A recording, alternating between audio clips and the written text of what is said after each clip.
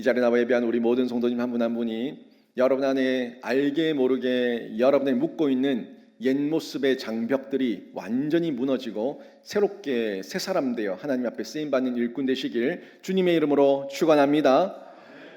사도행전 말씀을 계속 강의하고 있는데요. 사도행전은 성교와 복음 그리고 이 성령에 대한 역사를 아주 구체적으로 드러내고 있습니다.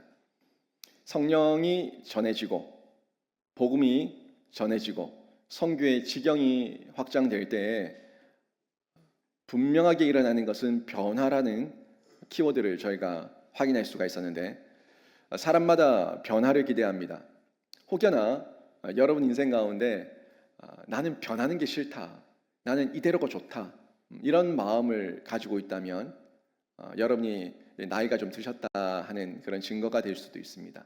젊고 나에게 아직 생명력이 있고 내 안에 에너지가 있고 내 안에 꿈이 있고 비전이 있는 사람들은 그 지경을 넓혀 나가기를 바라지 그 자리에 머물러 있기를 원하지 않습니다. 물론 이 외모의 변화에 대해서는 늙어가는 게 싫으니까 이대로가 좋습니다라고 말할 수 있을지 모르겠지만, 그 외모의 어떤 변화 말고요, 내 삶에 있어서 내 어떤 삶의 지경에 있어서, 역량에 있어서, 재능에 있어서, 능력에 있어서의 지경은 여러분 모두 다 넓히고 싶죠. 넓히고 확장해 나가는 걸 다 기대하고 고대하고 있습니다. 그래서 이런 모습 가운데서 그 지경의 확장은 하나님의 복이기를 원하고 하나님의 은사와 재능이기를 다 바라는 마음이 우리 그리스도인들에게 있습니다. 세상 사람들은 그게 아닐 수도 있을 거예요. 그냥 어떤 수단과 방법을 가리지 않고 돈 많이 벌고 내 안에, 내 주머니에, 내 배에, 내 계좌에 아무튼 뭔가 많으면 된다, 수단과 방법을 가리지 않으니까 결국 그 사람들의 지경의 확장은 죄를 더 확장시키는, 죄를 더 많이 쌓는 그런 열매밖에 더 되겠습니까?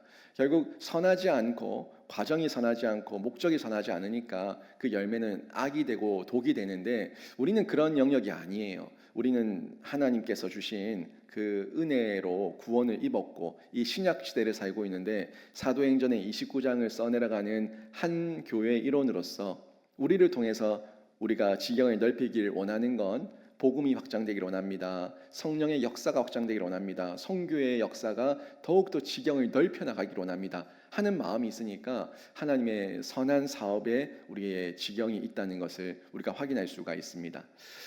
하지만 이 내용 가운데 우리가 정확하게 볼 거는 내 중심에 알게 모르게, 나도 알게 모르게 나를 묶어두고 있는 옛 모습의 장벽들이 여전히 있다는 거예요. 그 장벽을 무너뜨리는 것, 깨부수는 것, 이건 우리 그리스도인들에게 매우 필수 요건이고 필수 사항이라고 볼 수가 있는데요. 예수님께서 부활하시고 승천하시고 또 성령을 초대교회에 보내주셨습니다. 그 내용을 통해서 계속 보는 거, 이 복음이라는 이 선교의 역사가 거침없이 확장되고 있다는 것을 보게 되는데, 이 내용 속에 한번 잘 보세요. 이 내용 속에 하나하나 무너지는 게 보입니다. 확장됨과 함께 무너지는 게 뭐냐면은 옛 모습들이에요. 베드로의 옛 모습이 무너집니다. 이 사울의 옛 모습이 무너집니다. 또 이 교회 안에 있었던 유대인들의 옛 모습들이 무너지면서 그들의 이 옛 모습은, 그 장벽들은 다 무너지고 그 장벽을 뛰어넘어서 성령께서 복음이 계속 확장되고 있다는 것을 저희가 볼 수 있다는 거죠.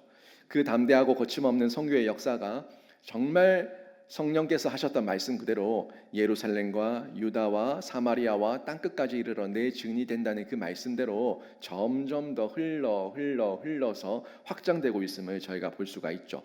우리가 이미 다 보긴 했는데, 하나님께서 이 옛 장벽에 갇혀가지고 유대인들이 성령 받았음에도 불구하고 우리끼리의 이 교회론에 빠져 있을 때 스데반의 순교라는 박해를 일으키셔서 하나님께서 의도적으로 이 초대교회 성도들을 흩으시고, 그 흩어질 때에 이들이 성령 받은 상태다 보니까 불평과 불만이 아니라 복음을 들고 이방 땅으로 찾아가서 거기서 입 다물고 있지 않고 기꺼이 내 입을 열어서 복음을 전하고 그 가운데 교회가 이방 땅의 사마리아에 세워지고 있었다는 걸 저희가 이미 사도행전 8장을 통해서 확인을 다 했습니다.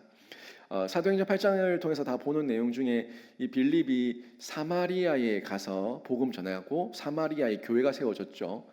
그 내용도 봤고 그 이후에 또 에디오피아 내시에게 복음을 전해서 에디오피아 내시가 성령 받고 세례 받는 그 역사까지 저희가 이미 다 봤던 내용인데 이 내용을 쭉 준비하다가 하나님께서 이방의 선교의 역사가 시작됨과 함께 아주 본격적인 선교의 사역을 하시기 위해서 한 사람을 준비시키시는데 그 박해자였고 괴수, 죄인 중에 괴수였던 사울을 바울로 회심시키는 사건이 또 사도행전 9장에서 이미 등장했던 것을 저희가 확인을 했습니다.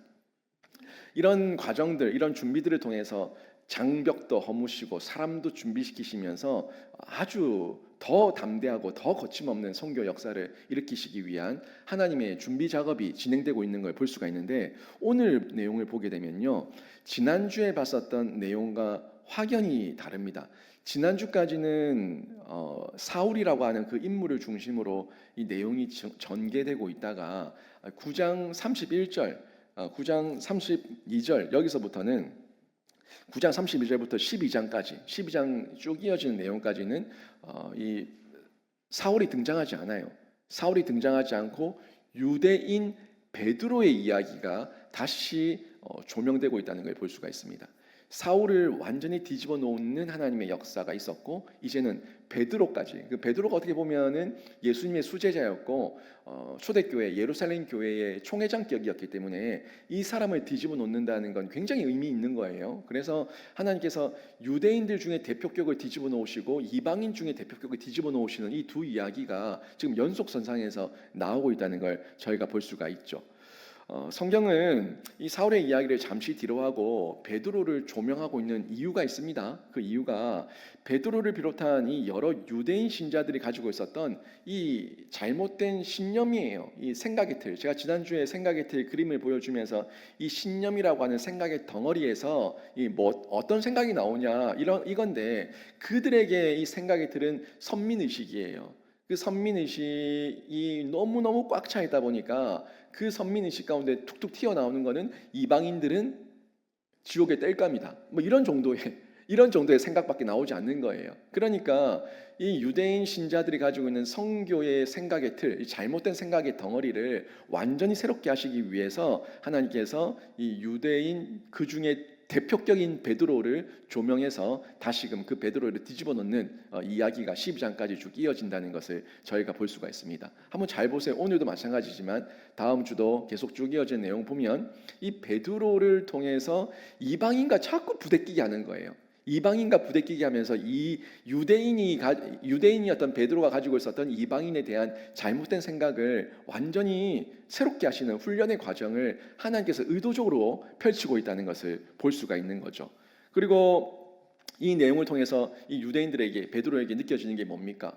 우리만 성령 받은 줄 알았는데, 우리만 성령 받는 줄 알고, 우리만 구원 받는 줄 알았는데 그게 아니구나.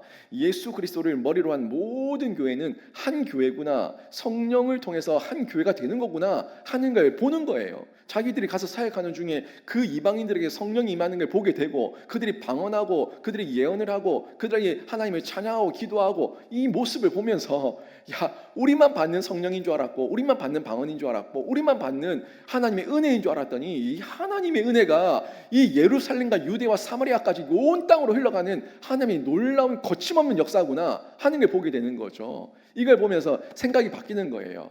내가 잘못 생각했다. 내가 너무 이기적이었다. 너무 개인적이었고 너무 편협했다. 너무 선민의식에 빠져 있었다 하는 걸 깨달으면서 다시금 교회 공동체에 대한 이 교회론에 대한 삐뚤어진 교회론이 바로 잡히고 바른 교회론으로 정립되는 시간을 가지게 하시는 겁니다. 여러분, 교회 공동체는요 정말 그래요. 우리 교회 공동체가 하나 될 수 있는 것 성경 없으면 절대 하나 될 수 없습니다. 교회 공동체 성령 없으면 절대 하나 될 수 없습니다. 성경과 성령이 있을 때 하나가 될 수 있는 거예요. 여기 성령이라는 텍스트가 없으면은 여러분 제가 전하는 이 말씀에 대해 가지고 여러분이 동의하겠습니까? 왜 그 말씀만 전하냐고? 왜 불경은 안 건드냐고? 왜 타 종교에 좋은 말씀들도 많은데 그거는 왜 강의를 안 하냐고? 그렇게 따지지 않겠습니까? 우리가 하나 될 수 있는 것은 오직 유일한 하나님의 말씀이 진리라는 그 확신과 믿음이 있기 때문에 성경으로 우리가 하나 된 말씀을 공유할 수 있는 줄로 믿습니다. 그리고 그 성경 말씀을 그냥 우리가 알고 있는 지식이 아니라 성령께서 깨닫게 하시니까 맞다 맞다 맞다, 이 말씀만이 우리에게 생명이고 길이요 진리고 이 말씀 안에서 영원히 있다는 것을 깨달으니까 이 말씀 안에서 온전한 하나됨을 누릴 수가 있는 거예요. 여러분, 이게 본질입니다. 본질이에요. 물론 교회 안에 사람이 있습니다. 목사도 있고 장로도 있고 권사도 있고 안수집사도 있고 여러 서리집사도 있고 사람들이 많이 있지만, 여러분, 사람은요, 일단은 그 사람은 변한 사람일 수도 있고 안 변한 사람일 수도 있어요. 그 한 사람이 혹시나 안 변한 사람이었다고, 그 사람이 아직 예수 못 만난 사람이었다고 예수가 잘못된 게 아니에요. 교회가 잘못된 게 아니에요. 아직 예수 못 만난 그 사람이 문제가 있는 거지, 우리 예수님은 여전하시고 유효하시고 사랑과 정의와 공의의 하나님이신 줄 믿습니다. 그래서 그 본질에 집중하라고요. 본질. 그 본질이 뭡니까? 성경과 성령을 통해서 우리에게 전달해 주고 있는데, 저는요, 우리 교회가 누가 어떻더라, 누가 어떻더라, 누가 어떻더라, 목사가 어떻더라, 장로가 어떻더라, 어떻더라, 어떻더라, 이 사람의 말소리는 완전히 없어지고 사라지고 완전히 도말되고, 우리 안에는 성경과 성령의 소리에 집중해서 그 소리만 나누는 아름다운 한 화음, 오케스트라처럼 한 화음으로 하나님만 찬양하는 아름다운 공동체로 집중하게 되기를 주님의 이름으로 축원합니다. 이 집중을 위해서 하나님께서 때로는 각 사람에게 저도 마찬가지예요. 저도 훈련을 많이 받았어요. 반복된 훈련을 하나님께서 허락하실 때가 있다는 거예요. 분명히 전에 한번 받았는데, 이 훈련 전에 한번 받았던 훈련인데 또 시키면은, 그때는 제가 해보니까, 저도 반복된 훈련을 많이 받았어요. 해보니까 그때는 이기기가 좀 더 수월하더라고요. 처음에는 가슴이 아프고 미어지고 억울하고 화가 나고 분이 나고 막 죽겠는데 한 번 당하고 난 다음에 두 번째 똑같은 일을 또 당하면은 뭐 그럴 수도 있지 뭐. 이것 또한 지나가리라. 물론 마음이 편하진 않아요. 인간이라서. 그런데 이것 또한 지나가리라. 또 오해가 풀어질 거고, 입 돋다 뭐 하노? 입 돋다 기도하고, 입 돋다가 하나님 말씀 읊조리고, 입 돋다가 하나님의 때에 그 사람 만나서 교제하면 다 풀어질 건데, 내가 내 마음으로 죄 짓지 말자 하는 마음이 드니까 입을 다물게 되는 거예요. 이게 훈련입니다. 이게 훈련인데, 이 베드로도 어쩔 수 없는 유대인이거든요. 이 베드로도 어쩔 수 없는 유대인이에요. 그렇다 보니까 이 유대인 베드로가 뒤집어지는 거 굉장히 중요한 이 내용입니다. 이 베드로가 어떻게 보면 그 제자들, 사도들 가운데 어떤 중심 역할을 하고 있었기 때문에 베드로가 그 역할을 해줘야 돼요. 그 역할을 해줘야지만 이 파급력이, 영향력이 드러나니까 하나님께서 그 중에 제자들, 사도들 가운데서는 특별하게 한 사람 베드로를 집중적으로 훈련시키시고, 또 이방인 가운데서는, 유대인들 중에 이방의 사도로 쓰고자 하는 이 바리새인들 중에서는 특별히 이 바울 만들어서 이방의 사도로 쓰시고자 하는 특별한 계획 가운데 하나님께서 역사하고 있다, 훈련시키고 있다는 것을 볼 수가 있는데요. 베드로가 오늘 본문을 보니까 두 번의 훈련을 받습니다.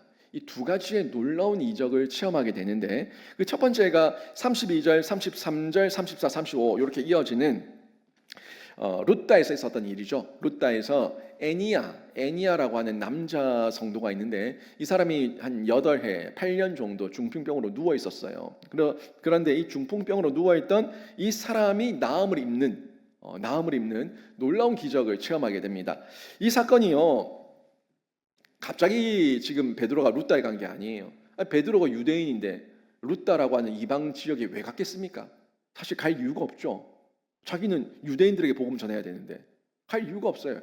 이 내용이 지금 어디랑 연결되냐면요, 지금 그 사도행전 8장, 이 사도행전 8장의 내용과 연결이 돼요. 이게 무슨 말이냐면, 스데반 집사 순교 이후에 헬라파 디아스포라 유대인들이 흩어져서 유대와 사마리아 지역에 흩어져서 교회를 세웠죠. 교회를 세웠을 때 그때 사마리아에도 교회가 세워졌다라는 이 이야기가 예루살렘 교회에 전달되고, 예루살렘 교회도 이걸 확인하기 위해서 이 사도 2명을 보냈어요. 사도 2명을 보내서 그 사도 2명에게, 베드로와 요한에게 그 사마리아 교회가 지금 어떤 상황인지 확인하라는 이런 어떤 지침을 받고 베드로와 요한이 가게 된 거죠. 근데 이 베드로와 요한이 굉장히 의미가 있다고 얘기했죠. 이 베드로와 요한이 성전 미문에서 이 안진뱅이였던 사람을 일으켰던 그 장본인들 아닙니까? 그러니까 이 성령의 능력을 체험했던 이 사람들이 가서 이 사마리아 사람들이 받은 성령이 진짜 성령인지 확인하라 하는 어떤 그런 측면의 의미도 있다는 거죠. 요 내용을 한번 보십시오. 사도행전 8장 14절입니다. 우리가 이미 봤지만 한번 다시 보세요. 예루살렘에 있는 사도들이 사마리아도 하나님의 말씀을 받았다함을 듣고 베드로와 요한을 보내매. 아니 사마리아에 교회가 생겼대. 아니 이런 일이 있을 수가 있냐? 베드로와 요한 당신들이 가서 확인해 주세요. 해서 가게 된 겁니다. 그리고 가서 베드로가 동행해서 가 봤더니 실제로 이 사마리아의 말씀을 받고 성령을 받는, 세례를 받는 역사와 기적이 나타나니까 깜짝 놀란 거죠. 깜짝 놀라서 그 가운데 이게 어떠한가 하며 진짜 그 중에 더 두루다니며 동행하며 신방하면서 성도들을 돌보고 있었는데, 그러던 중에 이 룻다에까지 내려간 거예요. 아니 막 이 파죽지세로 이 복음이 막 전파되니까 룻다에도 있다, 저기에도 있다, 어디에도 있다, 막 얘기들이 막 여기저기 막 허다하게 전파되고 있으니까 이 말씀들이 정말 모든 교회에 동일한가 하는 마음 때문에 베드로가 여기저기를 두루다니며 확인하고 있었던 찰나였습니다. 32절에 그때예요. 보세요.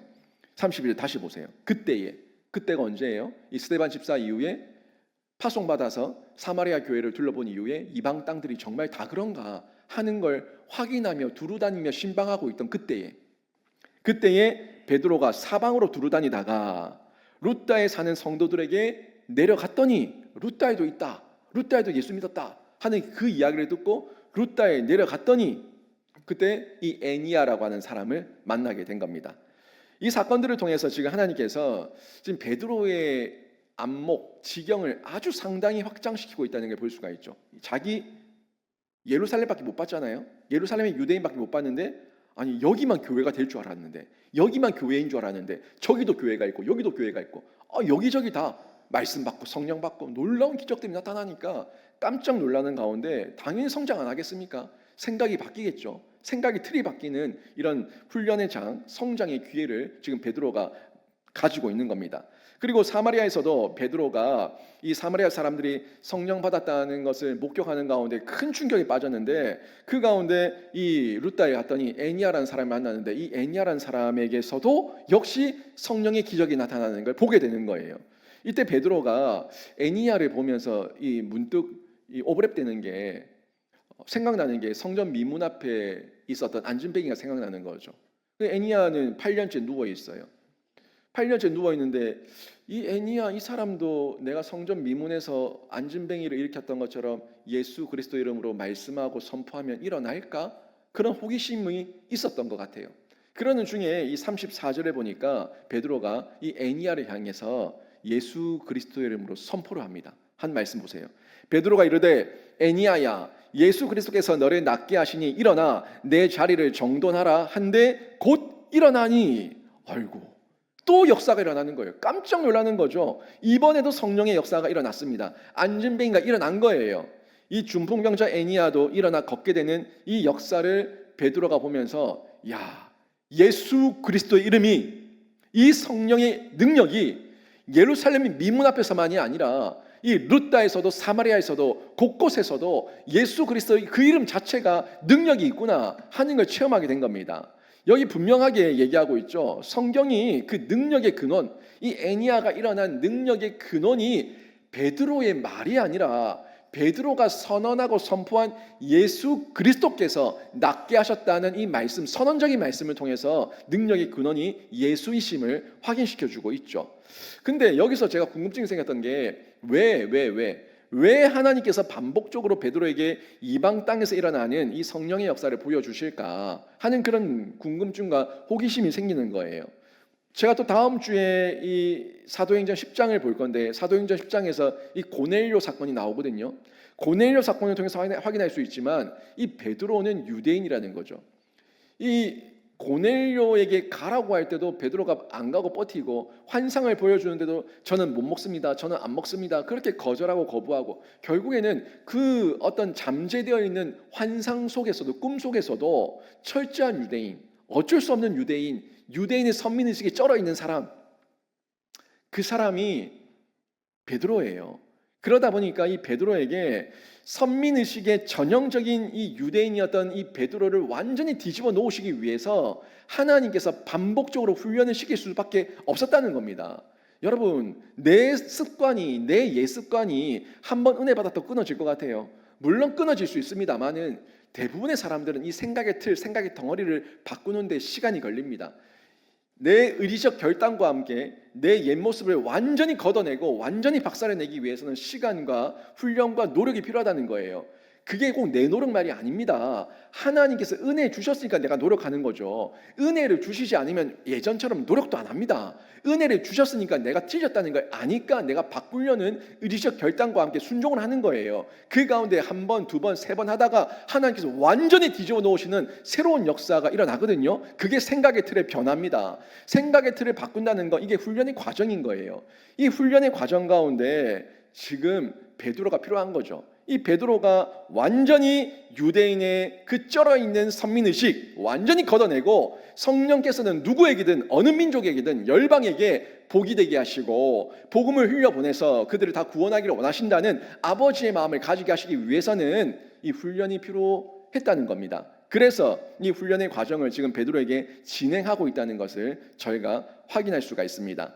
이 사건을 통해 이방 땅에도 성령께서 임하니까 주께로 돌아오는 사람의 수가 많은 것을 베드로가 확인하게 된 거죠. 실제 이게 반복되는데요. 예루살렘에서도 베드로가 성령의 역사를 일으켰을 때에 주께로 돌아오는 수가 3,000명, 5,000명 막 돌아옵니다. 엄청나게 돌아옵니다.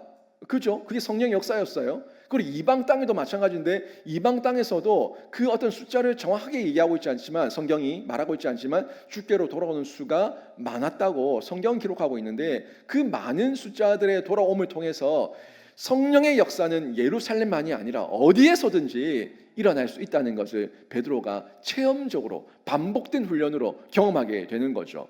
여러분, 우리 인생 가운데도 마찬가지인데요. 늘 같은 말씀, 늘 반복된 예배, 늘 반복된 기도 가운데 우리가 알게 모르게 나의 잘못된 옛 습관과 옛 모습이 나를 억누를 수가 있습니다. 진짜 억누를 수가 있어요. 어떤 분명히 예수를 안 믿는 건 아니에요. 예수를 믿어요. 예수를 믿는데 편협하게 믿어요. 나만을 위한 예수로 생각하고 나를 위한 예수, 나만을 위한 예수로 이해하고 해석하고 적용하면서 상대방에 대한 배려가 전혀 없는 이런 신앙의 모습이 나타날 수 있다는 겁니다. 이런 모습들 저희가 잘 확인해 봐야 되는데 저희가 반복되다 보면요 익숙해지면 이게 습관이 되고 습관이 바뀌면 인이 박힌다고 하죠. 인이 박혀서 거기에 대한 잘못되었다는 걸 인식을 못해요. 인식을 못하니까 죄를 짓는 거예요. 저 세상 사람들이 죄인 줄 알면은 저렇게 하겠습니까? 음란하고 죄악 가운데 이 범죄하며 살겠습니까? 죄인 줄 모르니까 저러는 거예요. 근데 이걸 죄를 깨닫게 한다는 거는 아주 영적으로 민감한 사람만 깨달을 수가 있어요. 그 민감함을 누가 줍니까? 성경과 성령이 주는 거 아니에요? 성령이 기준 되어 주시고 성령께서 그 기준을 풀어주시니까 해독시켜 주시니까 성경과 성령을 통해서 죄를 알고 죄를 멀리하게 되는 이 마음의 거부 반응이 나타나게 되는데 이게 영적 민감함이에요. 저는요 우리 성도들 가운데 예수 믿는다고 하지만 5년, 10년, 15년, 20년 그 시간이 가도 안 바뀌는 나의 옛 모습, 그 옛 모습들이 완전히 여러분 안에 보여지고 깨달아져서 저는 여러분이 영적 민감함을 가지고 그 모든 옛 모습을 박살내고 장벽을 허무는 신자 되시길 주님의 이름으로 축원합니다. 열린 마음이 필요한 거예요. 영안의 눈, 열린 영적 눈이 필요한 거예요. 처음 나에게 보이시고 말씀하시는 그 성령의 인도와 음성을 우리가 다시금 회복하고 하나님 첫사랑에만 머물지 않기를 원하고 그 첫사랑이 점점 더 깊어진 사랑이 되기를 원하고 주님 없으면 살 수 없다는 내 신앙의 고백이 되기를 원하고 내 평생에 그 어떤 것도 버려서 예수는 버릴 수 없다는 내 평생의 영원한 진리 되신 예수에 대한 사랑이 내 안에 일어나기를 원합니다. 제 안에 영적 분별력과 능력과 지혜를 주셔서 하나님 죄와 악을 멀리하게 해 주시옵소서. 이 고백의 주인공들 되시길 주님의 이름으로 축원합니다. 이 모습 가운데 베드로가 조금씩 성장하는 거예요. 그리고 또 다른 기적을 보여주시는데 반복된 기적이죠. 반복된 훈련, 반복된 기적으로 하나님께서 베드로에게 완전히 생각을 바꾸시는 놀라운 역사. 이 두 번째 기적은 더 큰 역사예요. 더 큰 기적이에요. 거의 예수님께서 행하셨던 기적, 예수님만 행할 수 있었다는 기적을 이 베드로가 행하면서 깜짝 놀라는, 이건 정말 빼도 박도 못하는 거예요. 이거 성령 아니시고 하나님 아니시고 예수 아니시면 할 수 없는 역사가 일어나니까 깜짝 놀라는 놀라운 체험을 하게 됩니다. 이 두 번째 이적이 36절에서 42절까지 쭉 이어지는데, 루다에서 좀 가까운 곳이 욥바예요. 이 욥바라는 곳에 이 다비다가 살고 있었습니다. 이 다비다라는 이름이 아람어예요. 아람어. 우리 전도회 중에 다비다 전도회가 있었죠. 지금은 뭐 숫자로 바꿨지만 이 다비다 전도의 뜻을, 이 다비다 이름의 뜻을 알고 쓰셨습니까? 이 다비다란 이름은 아람어예요. 아람어. 이 다비다의 이름을 다르게 헬라어로 하면 도르가라고 할 수 있습니다. 이 다비다 도르가 뭐 똑같은 이름이에요. 똑같은 이름인데 이게 아람어냐 헬라어냐 이 차이죠. 근데 이 다비다든 도르가든 이 다비다의 이름의 뜻, 도르가의 이름의 뜻은 영양이라는 어떤 그런 뜻을 가지고 있어요. 영양, 어떤 뭔가 소유하고 가지고 있고 영양분이 있고 자양분이 있고 은사가 있고 재능이 있고 영향력이 있다라는 어떤 그런 뜻인데, 실제 다비다 이 도르가의 삶을 보면 상당히 주변 이웃들에게 영향력을 많이 끼칠 수 있을 만큼의 영양가가 많은 사람이었다는 걸, 영적 영양가가 많은 사람이었다는 것을 저희가 확인할 수가 있습니다. 이 다비다를 성경에서 보니까 여제자라고 이야기를 하고 있고, 이 다비다가 선행과 구제에 특별히 은사가 있었고 심히 많이 구제와 선행을 베풀었다 하는 것을 36절, 37절, 39절 내용들을 통해서 저희가 확인할 수가 있는데, 이 내용들을 보면은 제가 몇 가지를 좀 유추해서 확인할 수가 있었어요. 뭐 저희는 36, 37, 39를 그냥 눈으로 쉽게 읽을 수 있겠지만 이 내용을 통해서 유추할 수 있는 것, 우리가 확인할 수 있는 게 뭐냐 하는 측면에서 한번 보자는 거예요. 여러분은 앞에 화면을 보시고 성경에 나와 있는 36, 37, 39절을 한번 눈으로 한번 보십시오. 제가 찾은 겁니다. 이 내용을 보니까 먼저 이 도르가는요, 다비다는 선행과 구제를 할 만큼 적지 않은 소유가 있었다는 거예요. 선행을 하고 구제를 하고 나눠주고 꺼주고 거저주고 막 베풀기 위해서는 아무튼 내 주머니에 뭔가 있어야지 줄 거 아닙니까? 근데 선행과 구제를 많이 했다는 걸 보니까 선행과 구제를 할 만큼 적지 않은 소유가 있었던 여자가 이 다비다다 하는 걸 저희가 볼 수가 있고요. 또 두 번째가 이 다비다가 이 과부들에게, 과부는 소외된 사람들 아닙니까? 모든 사람에게 그렇게 한 게 아니라 소외된 사람들에게 겉옷과 속옷을 지어서, 옷을 재봉을 했는지 바느질을 했는지 모르겠지만 뭐 그땐 재봉틀이 없었겠죠. 바느질을 했겠죠. 그렇게 뭐 뜨개질을 하든 배틀을 짜든 해서 다 그렇게 해서 속옷을 지어줄 정도의 재능이 있었다는 것을 확인할 수가 있습니다. 아니 뭐 속옷 한 장이라도 겉옷 한 장이라도 뭐 바느질 못하면 못 만들어 주죠. 저는 바느질 못하기 때문에 전 못 만들어 줍니다. 저한테 옷 만들어 주세요 하면은 저는 사서 드릴 거예요. 저는 옷 만들 재능이 없습니다. 옷을 만들 재능이 있었다는 걸 이 다비다를 통해서 확인할 수가 있죠. 또 다른 것이 세 번째가 이 다비다의 시체가 다락방에 안치되어 있었거든요. 그 동료들이 다비다를 시체를 씻어가지고 다락방에 안치해 놨었는데, 다비다의 집이죠. 그러니까 과거에 고대에 다비다의 집에는 다락방이 있었다. 2층 집이 있었다. 2층 집이 있을 정도의 큰 집을 소유하고 있었다는 것을 확인할 수가 있는 대목입니다. 이제 이런 여자가, 이렇게 어떤 재능도 있고 소유도 있고 재산도 있고 영향력 있는 여자가 여제자였으니까 얼마나 그 영향력이 있었겠냐라는 부분이죠. 욥바에서 아무튼 이 다비다의 집은 이런저런 여러 가지 이유와 재능과 또 영향력 때문에 또 집의 규모 때문에 가정교회로 사용되었을 가능성이 상당히 높아요. 그죠? 지금도 뭐 인도 이야기도 우리가 듣고 있었지만 인도에도 지금 가정교회로 모여서 조금 큰 집에 모여가지고 같이 예배드리고 하지 않습니까? 집에 규모가 조금 있고 함께 모일 수 있는 다락방이 있고 하면은 그곳에 모여서 함께 예배했는데, 마가의 다락방도 마찬가지고 예수께서 성만찬을 하셨을 때 그 마지막 만찬도 마찬가지고 다 다락방에서 이루어졌어요. 그 다락방이 결국에는 어떤 회동 장소였죠. 여러 사람들이 함께 모일 수 있는 그런 장소였기 때문에 다비다의 집이 초대교회 이 욥바에서는 가정교회로 사용되었을 가능성이 굉장히 크다는 거고, 이런 여자가 여제자라고 성경이 얘기하고 있으니까 이 다비다를 통해서 하나님의 선한 영향력이 드러나고 있었다 하는 걸 확인할 수가 있는 거예요. 전 여기에 주목합니다. 이 부분에 높이 평가를 하고, 다비다가 자기가 가지고 있는 은사와 재능과 여러 가지 소유를 가지고 자기만 잘 먹고 잘 산 것이 아니라 역시 변화가 일어났죠. 이타적이에요. 나눠줘요, 꺼줘요, 베풀어요. 사랑과 선행을 행해요. 그러니까 이 선한 영향력이 드러났다는 걸 볼 수가 있는데, 이게 그의 일상의 삶 가운데 있었다는 겁니다. 일상의 삶 가운데 있었다는 것을 우리가 볼 수 있는데, 예수 그리스도를 얼마나 잘 믿었는지 그가 죽고 난 다음에 그 곁을 따르던 사람들의 그 눈물과 그 추억과 그들의 행동을 보니까, 야, 다비다 진짜 예수 잘 믿은 거 맞네 라는 이런 평가를 저도 이 성경을 묵상하는 가운데 느낄 수가 있었던 거예요. 여러분, 사람의 평가는 최종적으로 그 사람이 떠난 이후에 일어나지 않습니까? 저도 이 강단을 떠난 이후에 김효진 목사가 어땠더라 저땠더라 하는 평가가 일어날 거예요.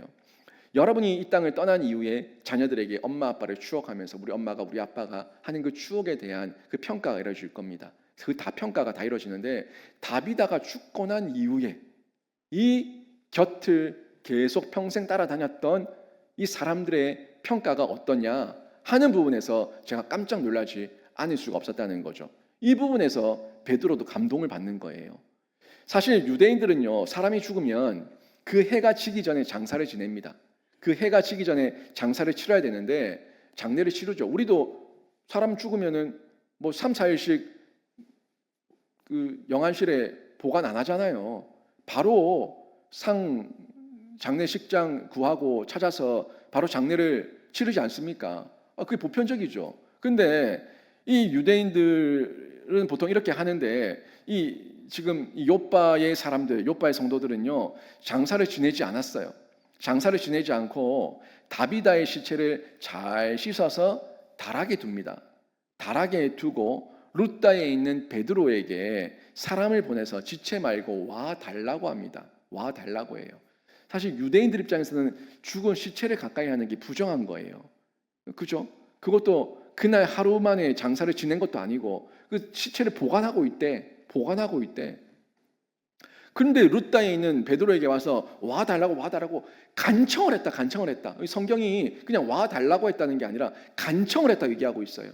그 간청 가운데 이 베드로도 긴가민가하는 마음 가운데 지금 너무 큰 충격을 받고 있거든요. 이 사마리아 땅, 룻다 땅, 여러 이 이방 땅을 다니는 곳곳마다 성령께서 자기를 완전히 뒤집어 놓으시고 내 생각의 틀을 완전히 생각의 덩어리를 완전히 새롭게 하고 있으니까, 갑자기 요바에서 사람들이 와서 와달라고 사정을 하니까 이건 또 무슨 일인가 싶어서 기가 막힌 중에 급히 가게 된 겁니다. 급히 가게 됐는데, 이 가운데서 지금 이 사람들이 베드로를 부른 게 왜 불렀는지 잘 모르겠어요. 이건 성경이 말하고 있지 않아서 저도 잘 모릅니다. 모르겠어요. 좀 궁금한 거예요. 왜 불렀을까요? 베드로를 왜 불렀을까요? 우리를 위로해 주세요. 위로 예배 드려 주세요. 장례가 났으니까 장례 치러 주세요. 위로 예배 드려 주세요. 라는 마음으로 베드로를 청했을까요? 아니면 베드로가 오면은 이 다비다가 살아날 거라는 부활에 대한 소망이 있어서 불렀을까요? 왜 불렀을까요? 저도 잘 모르겠어요. 잘 모르겠는데, 저는 목사로서 여기에 집중했던 것은, 야, 이 사람들 정말 신앙 좋다. 일이 나니까, 사건이 나니까 제일 먼저 목사 찾네. 제일 먼저 주의 사자를 찾네. 이게 저한테는 부러운 거예요. 애가 결혼을 해도, 애가 애를 낳아도, 병원에 입원을 해도, 뭐 사람이 죽어도, 출산을 해도 목사한테 전화 한 통 안 하는 사람 셌습니다. 속된 말로 천지백갈입니다. 그게 저한테 상처가 됐거든요. 실제로 저요. 자기 집 오픈 안 하는 거는 뭐 당연한 거고, 병원에 갔는지 어디가 아픈지, 우리 애가 교제하는 자매가 있는데 언제 결혼을 할 건지, 거의 통보식이죠. 통보만 하지 저한테 상의를 한다거나 저한테 어떤 미리 급하게 긴급할 때 연락을 하는 분들 제가 본 적이 잘 없어요. 있긴 있는데 잘 없어요. 그러다 보니까 이 사람들은 다비다가 죽자마자 즉각 바로 베드로를 찾아서 주의 사자를 찾았다는 것 자체가 이미 신앙의 중심 가운데 하나님을 향한 갈망이 있다는 걸 제가 엿볼 수가 있는 거예요. 이 대목 가운데 베드로가 즉시로 요바로 갑니다. 요바로 가서 39절에 보니까 여기서 베드로 감동을 받아요. 감동을. 무슨 감동을 받는지 보실까요? 베드로가 일어나 그들과 함께 가서 이르매 그들이 데리고 다락방에 올라가니 모든 과부가 베드로 곁에 서서 울며 도르가가 그들과 함께 있을 때에 지은 속옷과 겉옷을 다 내보이거늘. 지금 여기서 다락방에 베드로를 데리고 올라가서 다비다가요 우리한테 이렇게 했고요 저렇게 했고요 우리에게 이렇게 사랑을 베풀고 선행을 베풀고 구제하고 우리를 섬기고 하나님 말씀을 가르쳤고 이 이야기를 얼마나 했는지, 그리고 또 유추할 수 있는 게 다비다가 이 베드로와 사도들의 신앙의 가르침을 온전히 전수받아서 다비다가 그 내용을 그 옆에 있던 동료들에게 가르치고 있었던 거예요. 그러니까 베드로를 아는 거예요. 이 사람들이 베드로가 누군지 아는 거예요. 그래서 베드로가 가까운 루다에 있다는 소식을 듣고 즉각으로 가서 베드로를 초청한 거죠. 아니 모르는 사람은 어떻게 초청합니까? 아니까 초청하는 거죠. 근데 그 사람들이 어떻게 베드로를 알 수 있냐는 거예요. 그 여제자였던 다비다가 베드로의 가르침에 대해서 베드로에게 들었던 내용들에 대해서 자세히 설명하고 알려줬기 때문에 알 수가 있는 거죠. 이 다비다의 어떤 출생과 신분과 다비다가 어떻게 예수를 믿었는가에 대해서는 정확하게 다 알 수는 없습니다만은 유추할 수 있는 내용들은 많아요. 유대인의 절기 때에 모였던 그 사건, 그 오순절 때에 베드로의 설교를 들었는지, 또 이 빌립의 스데반의 순교 이후에 디아스포라들이 흩어지는 가운데 그때 같이 흩어진 한 사람이었는지, 아니면 그 흩어진 사람들을 통해서 예수의 복음을 들었는지 우리가 그 출처를 정확하게 알 수는 없지만, 아무튼 이 다비다는 베드로의 가르침과 동일한 가르침 가운데 있었다는 것을 저희가 확인할 수가 있는 대목이죠. 그러니까 베드로를 청구하고 베드로를 추천하고 베드로를 알려줬으니까 베드로를 초청했다는 것까지 저희가 볼 수가 있는 부분인데, 여기서 베드로가 감동을 받아요. 감동을. 이방 땅에서도, 이방 교회에서도 성령 하나님 안에 있으면은 얼마든지 서로 밀어주고 끌어주는 사랑의 교제가 있구나. 우리만 사랑의 교제하는 줄 알았는데 이방 땅 교회에서도 서로 밀어주고 끌어주는 사랑의 교제가 있구나 하는 걸 깨달은 거예요. 그리고 나서는 사람들을 다 내보내고 그 시체, 가장 부정하고 불결하지 않습니까? 유대인에게 그 시체 앞에서 하나님께 기도하는 겁니다. 하나님께 기도했더니 다비다가 살아나는 기적이 일어난 거예요. 다비다가 살아났어요. 베드로가 이때 얘기했던 부분이 뭐라고 얘기했냐면 다비다야 일어나라, 40절에 다비다야 일어나라 이렇게 나오는데, 이 다비다야 일어나라 이 말이 제가 어디와 오버랩됐냐면 소녀야 일어나라 라고 말씀하셨던 예수님의 사건이에요. 예수님께서 마가복음 5장에서 이 야이로의 딸을 일으키실 때에 소녀야 일어나라 라고 말씀하셨죠. 그때도 아람어를 쓰셨어요. 예수님께서 아람어로 타비사 쿰, 달리다 굼, 우리가 발음하기 쉽게 달리다 굼 이렇게 얘기하는데, 타비사 쿰 말씀하셨을 때 그 소녀가 일어났어요. 이게 마가복음 5장 41절에 나온 사건이죠. 소녀야 일어나라, 다비다야 일어나라. 이 메시지가 같은 메시지죠. 같은 메시지예요. 지금 예수께서 행하셨던 이 놀라운 기적이 베드로를 통해서도 성령께서 행하신 겁니다. 성령께서는 누구에게만 일하시는 것이 아니라 예수께서 성령의 능력으로 그 역사를 행하실 때에 하나님께서 은혜를 베푸시고 기적과 이적과 표적을 행하셨던 것처럼 지금도 유효하니까 예수 그리스도 살아계시고 예수 그리스도 이름으로 성령 의지해서 간구할 때에 하나님께서 어떤 교회든 어떤 땅이든 어떤 사람에게든 하나님의 방법이고 하나님의 뜻이 있다면 그 역사를 일으킬 수 있다는 것을 베드로에게 보여주신 겁니다. 결국 이 기적을 통해서 하나님께서 행하신 목적이 아주 명확하게 드러나는데 그 목적이 42절에 있습니다. 42절에 보니까 그 목적이 나옵니다. 결국 뭐예요? 온 요파 사람이 알고 많은 사람이 주를 믿더라. 아니 베드로가 대단해서가 아니에요. 성전 미문에서 설교하고 자기가 안전뱅이를 일으키고 뭐 이런저런 사람들을 고치고 낫게 하고 했었던 이 사건들이 베드로가 능력이 있어서 한 것이 아니라 베드로를 통해서 하나님께서 원하셨던 뜻은 많은 사람이 주께로 돌아오는 것, 예수를 믿게 하는 것, 이게 하나님의 목적이었다는 겁니다. 결국 이방 땅 선교를 위해서예요. 이방 땅의 선교를 위해서 하나님께서 기적도 베풀게 하셨고 베드로도 훈련받게 하셨고 훈련 받음도 선교를 위해서고 기적을 행하심도 선교를 위해서고 우리에게 은혜 주심도 선교를 위해서고 우리에게 능력 주심도 선교를 위해서고 하나님 나라의 지경을 위해서 우리에게 모든 힘과 능력과 지력과 하나님의 은사들을 베풀어 주신다는 걸 저희가 성경을 통해서 확인할 수가 있는 거죠. 일상 중이었습니다. 아주 특별한 때가 아니었습니다. 일상 중에 베드로가 하나님 앞에 자기는 다 모르지만 하나님 앞에 순종함으로 따라가고 있는 중에 그 따라가고 있는 중에 영적 중풍병자가 살아나고 영적 죽음에 있던 자들이 살아나는 이런 일들이 일어나는데 외적인 중풍병자만 일어난 게 아니에요. 외적인 죽은 자만 살아나는 게 아니에요. 우리도 지금 이 시대 가운데 일상 중에 예수께서 주신 성경과 성령 가지고 살아가면 우리가 있는 곳곳에서 영적 중풍병자 일으키고 영적 죽은 자들 일으켜서 하나님 앞에서 많은 사람들을 살리는 신자로 쓰임받는 하나님의 일꾼 될 줄로 믿습니다. 이 믿음 가지고 우리는 걸음걸음을 걸어 나가는 거예요. 이때 내 안에 뭐가 있어요? 해방과 자유가 있어요. 이 해방과 자유를 우리가 이웃들에게 흘려보내고 그 이웃들도 그 해방과 자유에 동참하게 하는 겁니다. 오늘 본문에서 또 한 가지 중요한 대목, 아주 중요한 대목이 한 가지 더 있어요. 베드로가 많이 바뀌었다 하는 걸 볼 수 있는 대목이에요. 물론 지금 베드로 아직 완벽하지 않습니다.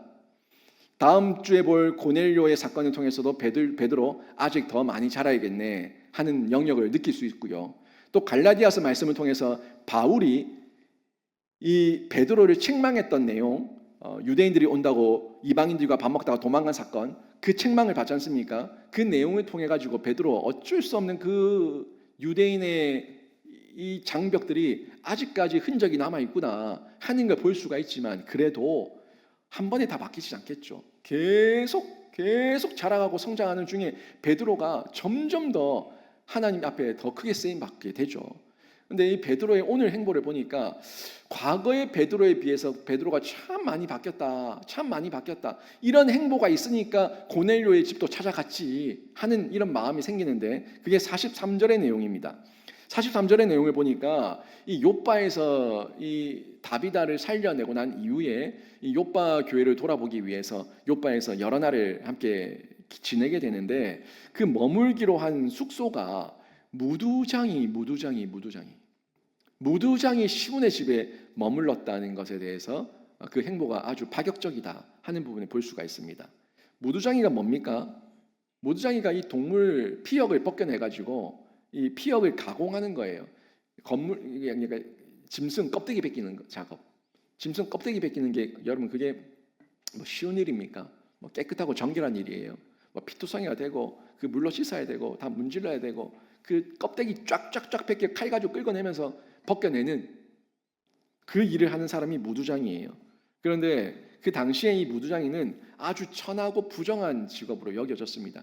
뭐 과거 우리 조선 시대 때도 백정이라고 하면은 아주 뭐 천한 직업으로 여겼던 것처럼 그런 택이죠.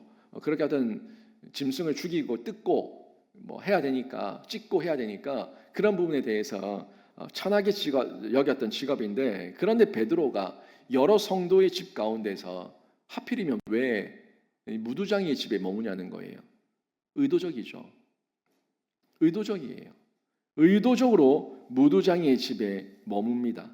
베드로의 큰 변화입니다. 큰 변화예요. 그 베드로의 머릿속에 있는 유대인 선민의식, 자기만의 잘나고 똑똑하고 거룩하고 이런 어떤 인간적인 유대인 의식이 성령께서 허물고 있다는 걸 볼 수가 있습니다. 장벽이죠, 장벽.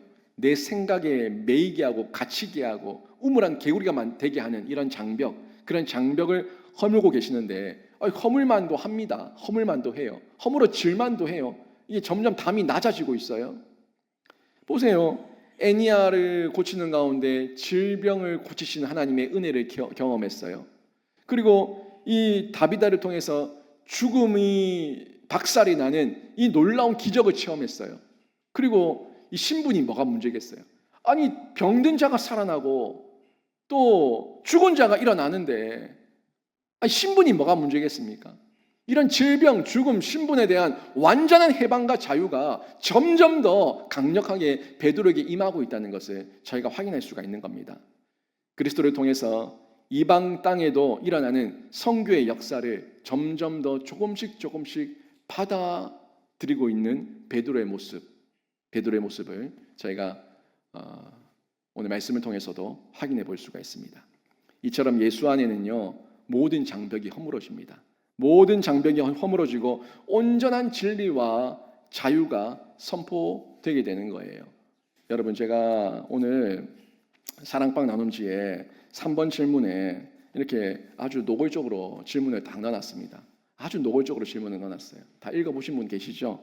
여러분, 우리 사랑방은 월요일부터 금요일까지 새벽기도 중 요일을 정해 함께 기도하나요? 딱 질문을 아주 노골적으로 던졌습니다. 나는 절대 새벽 못 나간다. 나는 새벽에 절대 못 일어난다. 나는 새벽 기도할 수 없다. 내 새벽 기도하면 죽는다. 한번 해보자고. 죽는지 안 죽는지. 그게 여러분의 장벽인지 진짜 죽는지 한번 해보라고요. 여러분, 나는 절대 배울 수 없다. 나는 절대 누구를 가르칠 수 없다. 그게 여러분의 다 장벽입니다. 여러분이 이미 자녀들을 가르쳤어요. 가르친 경험이 있어요. 그래서 다시 가르치면 더 잘 가르칠 거예요. 나는 새벽에 일어날 수 없다. 내 생각의 장벽입니다. 나는 절대 양육교육 훈련 받을 수 없다. 내 생각의 장벽입니다. 나는 절대 누구를 가르칠 수 없다.